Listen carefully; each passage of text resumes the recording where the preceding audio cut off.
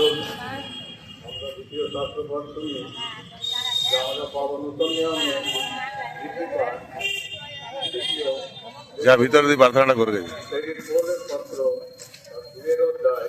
ঈশ্বরের সর্ববিশিষ্ট থাকিতে তিনি ঈশ্বরের সহিত সমান থাকা ধরিয়া লইবার বিষয় জ্ঞান করিলেন না, কিন্তু আপনাকে শূন্য করিলেন, দাসের রূপ ধারণ করিলেন, মনুষ্যদের সাদৃশ্যে জন্মিলেন এবং আকার প্রকারে মনুষ্য এমনকি ক্রুশীয় মৃত্যু পর্যন্ত আজ্ঞাবহ হইলেন। এই কারণ ঈশ্বর তাহাকে ভবিষ্যৎ এবং সমুদায় জিহ্বা যারা স্বীকার করে বিকাশের যেন মহিমান্বিত হয়। ইহা নিজের মনে সমাপ্ত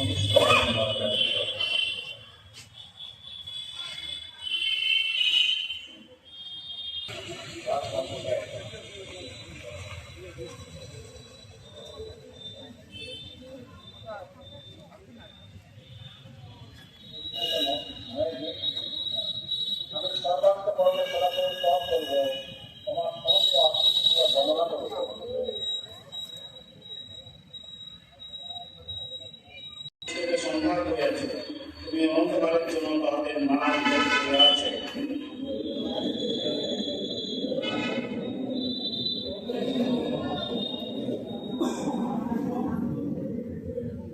কিন্তু সদাপ্রভু চিরকাল সমাসীন থাকিবেন, তিনি বিচারার্থে আপনার সিংহাসন স্থাপন করিয়াছেন।